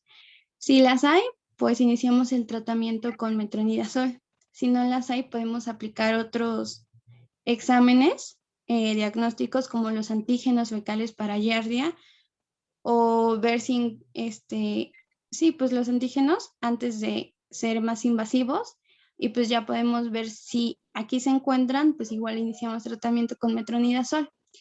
Después de aplicar el tratamiento tenemos que ver cómo el paciente va a tolerar el tratamiento y si lo concluye. Por eso les digo que a veces es importante conocer al paciente para jugar con los fármacos y saber que el paciente va a cumplir el tratamiento, pues a lo mejor sí podemos iniciar con un fármaco que necesita 4 dosis al día, pero a lo mejor si nuestro paciente tiene una vida tareada y a lo mejor se le olvida y nosotros ya sabemos que el paciente es así, podemos aplicar otros fármacos que sean en menos dosis por día. Si lo tolera, pues vamos a realizar coproparasitoscópicos dentro de 5 a 7 días o terminando el tratamiento para así nosotros poder ver si funcionó o no funcionó. Incluso puede haber reinfecciones y en caso de haber reinfecciones o ver que no funcionó, pues ofrecemos un segundo tratamiento con el mismo esquema o incluso podemos cambiar el fármaco.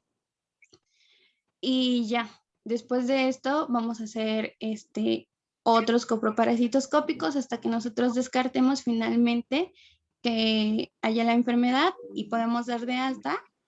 En caso de que ya aplicamos 2 tratamientos y no se ha pues erradicado la enfermedad, podemos considerar que hay una resistencia a los fármacos y podemos aplicar fármacos en conjunto o bien podemos referir a un segundo nivel de atención. Y la siguiente. Y bueno, esas son nuestras referencias. Es todo por nuestra parte. Si alguien tiene una duda, pues favor de hacérnosla saber.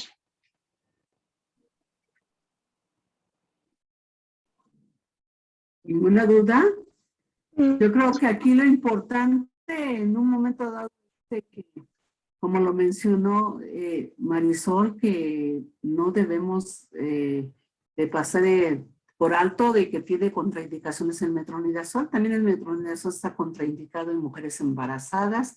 Se hace mucho hincapié que no se debe tomar bebidas alcohólicas durante el tratamiento, después un día de término del tratamiento, porque trae un mecanismo, una situación que se llama tabús.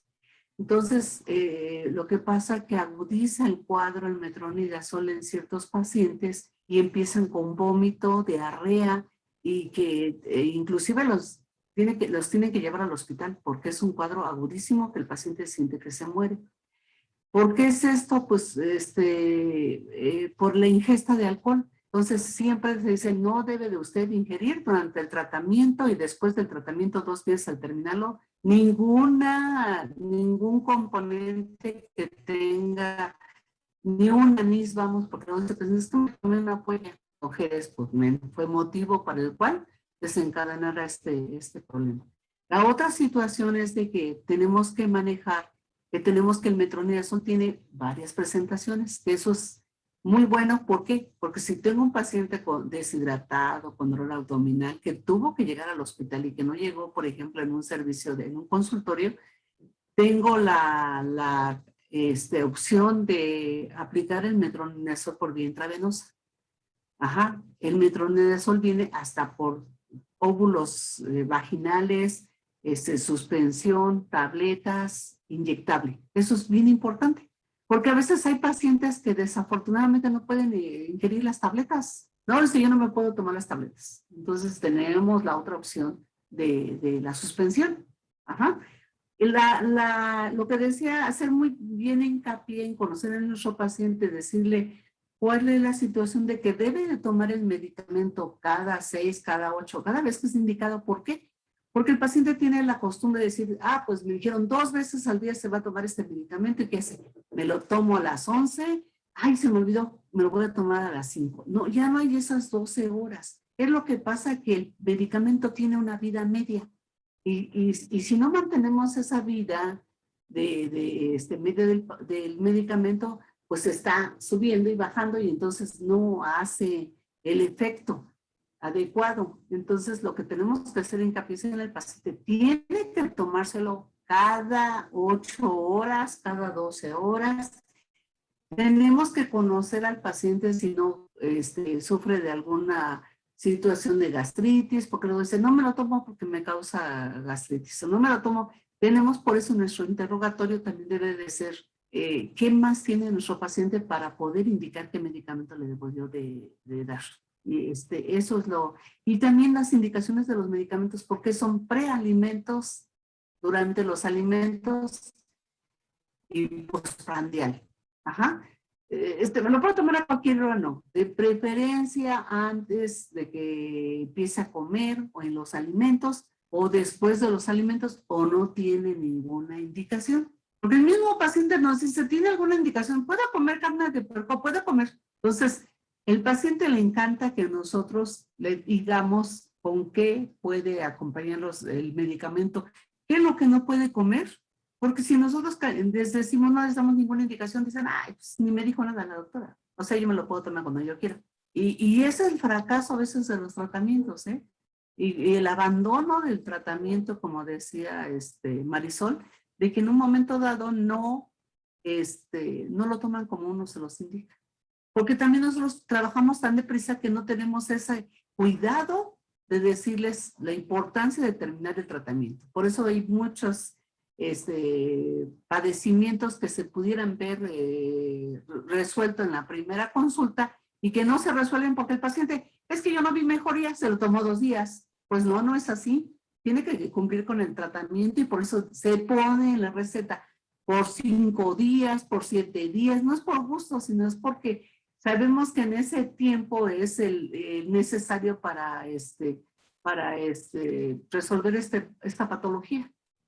Entonces, no tienen ninguna duda, todo quedó claro. Acuérdense que el examen departamental está en la puerta ya a la puerta. Y en algunas ocasiones, pues, hacen algunas preguntas en cuanto a algunos temas de parasitosis. Entonces, hasta les pueden preguntar cuál es el tratamiento o en qué está contraindicado o les voy a poner un cuadro clínico de un padecimiento y de otro padecimiento. Tienen ustedes que poder discernir cuál es el que les están preguntando.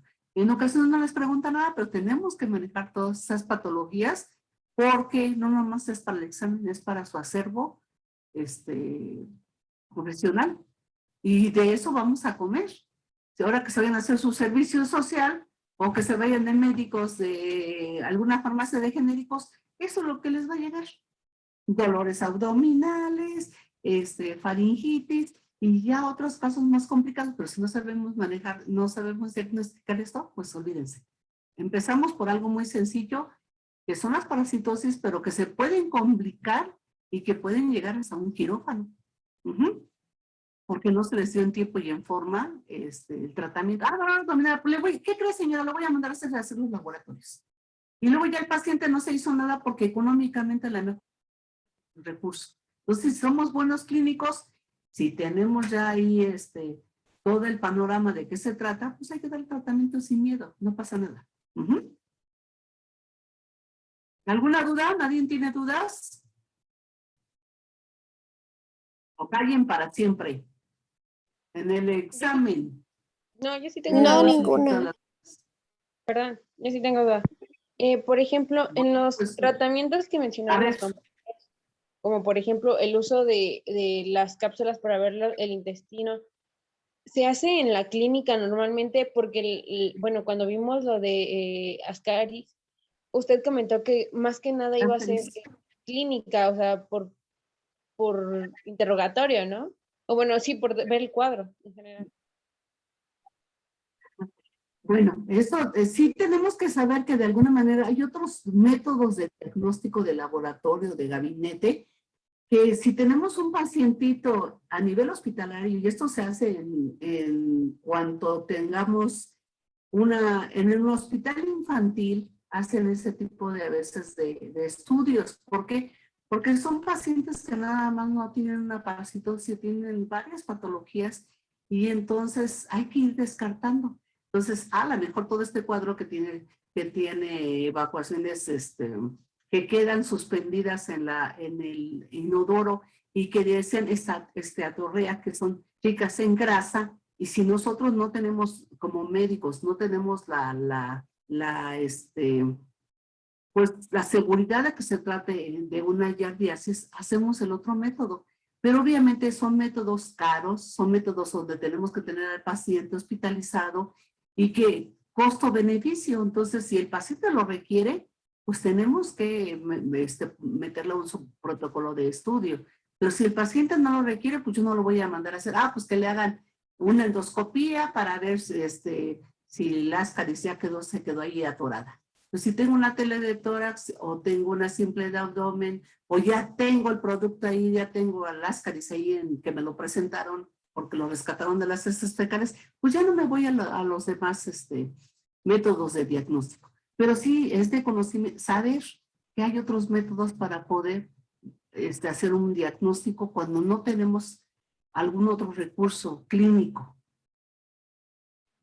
Pero no seamos médicos que empecemos no, es que quiero una tomografía, porque nos ha llegado al hospital en donde pacientes que han sido vistos por médicos de genéricos, por médicos de consultorios, se envía al Hospital General de la Villa para que se le haga un ultrasonido, rastreo abdominal. O sea, ¿qué es lo que tú quieres encontrar? Siempre que yo voy a pedir un método, un estudio de laboratorio, el doctor Marichalán, que ustedes ya lo conocen, me va a cuestionar, a ver, Domínguez, ¿por qué tú quieres una tomografía de tórax? Pues porque tengo un paciente que tiene dificultad ventilatoria, que está desaturando y que trae un cuadro compatible con una neumonía, pues una neumonía típica, y ahorita como tenemos el COVID, con un COVID. Pero yo le tengo que decir qué es lo que yo quiero ver. Pero si yo nada más, tómale una tomografía de tórax, y si no sé qué es lo que quiero encontrar, pues hasta, va a decir el doctor, pues no sabe qué es lo que quiere, o sea, le voy a tomar y luego yo tengo que tener el motivo por el cual quiero ciertos estudios de laboratorio. Porque ya me los tengo y si no sé interpretar y si no sé qué es lo que quiero, pero es bueno saber que tenemos otros recursos que los podemos utilizar en aquellos pacientes que no se cumpla con lo que tenemos para poder hacer un buen diagnóstico y en base a eso un tratamiento. Entonces, sí se hacen esos estudios, pero no son así como que frecuentes. Lo más frecuente casi siempre, y hemos abatido estas parasitosis por los medicamentos y por las bondades de ciertos medicamentos que están al alcance de la familia, porque la misma familia ya se está educando y va a la atención de primer nivel, como es medicina familiar, y dice, ¿sabe qué? Al centro de salud vengo por mis antiparasitarios, y ya piden, no, pues que somos 7 gentes en la familia, o somos 5, y se les da para que lo tomen todos en una sola toma, que también hay medicamentos, y que eso ha batido ciertas parasitosis. Entonces, no se me vayan a ir así no les van a preguntar en un examen, a ver, el método de donde se pone una cápsula y se hace no, pero sí tenemos que saber que lo hay, porque nos va a llegar un paciente que va a decir, doctora, ¿qué cree que a mi hijo le metieron hace tiempo un hilito que porque tenía un parásito. Ah, pues ya sé de qué se trata, ¿no? Tuvo giardiasis o tuvo alguna, pero si no sabemos, pues quién sabe qué le harían al paciente, ¿no? O luego el mismo paciente le hicieron una endoscopía porque estaba vomitando y me dijeron que tiene una úlcera. Ah, bueno. Entonces, tenemos que saber de qué se trata para poder entender al paciente. ¿Alguna otra duda? ¿Quedó aclarado esa duda o no quedó aclarado? Sí, doctora, muchas gracias. Ajá. ¿Ninguna otra duda? ¿Qué pasa con estos parasitosis? Se dan mucho también, ¿saben en dónde? En las guarderías. ¿Por qué? Porque están compartiendo los niños y como dicen que los niños son algo extraordinario que tocan lo que no deben de tocar y se meten a la boca lo que no se deben de meter. Entonces, todo este tipo de parasitosis se dan en las guarderías. Por eso es el ingreso a una guardería. A veces como médicos familiares en el IMSS llega el paciente. ¿Cuál es el motivo de consulta, señora? Es que mi hijo lo voy a meter a la guardería. Ah, ¿y qué? Y entonces yo como médico tengo que saber qué necesito para que ese chico pueda entrar a la guardería. Yo le tengo que hacer un examen completo para decir si este niño que va a entrar a la guardería no tiene una cardiopatía, no tiene un soplo, sus antecedentes perinatales, crecimiento y desarrollo para poder, y además en eso le tengo que mandar a hacer sus laboratorios, de rutina, váyase de rutina porque tenemos ciertos estudios de rutina, un coparasitoscópico, un general de orina, una biometría hemática, porque si tiene sinofilia, pues tiene una parasitosis. Si tiene me salió otro, que tiene quistes de entamoeba, o a veces no nada más tienen eso, tienen de Giardia, dices, tiene un zoológico. Entonces, lo tenemos que desparasitar y tenemos que mandarlo a la guardería en las mejores opciones. ¿Por qué? Porque si no, al rato va a ser ahí un contaminadero. Entonces, es lo que piden para un ingreso de un infante a la guardería. Digo que me hagan un examen, pero ¿para qué quiere el examen? Si no lo conocemos, si no sabemos que ciertas parasitosis se dan en ciertos grupos etarios, pues no vamos a poder hacer ningún estudio, porque luego bastante mismos médicos, oye, ¿qué viene que le haga un examen para la guardería? Pues sí le tienes que mandar a hacer sus laboratorios. ¿Por qué? Porque tienes que saber en qué condiciones está. Si yo mando un pacientito que no está bien valorado a una guardería, entonces voy a tener yo como médico problemas, porque yo mismo estoy dando una licencia para que ingrese cuando no tiene ni el mínimo, no hubo una buena exploración, no detecté que había un soplo, no detecté que en un niño de 3 meses tiene una displasia de cadera, entonces todo eso es importante saber. Entonces, pues les agradezco, entonces mañana nos vemos al mismo, si no hay nada que comentar, nos vemos a la misma hora por el mismo canal, ¿no? Y creo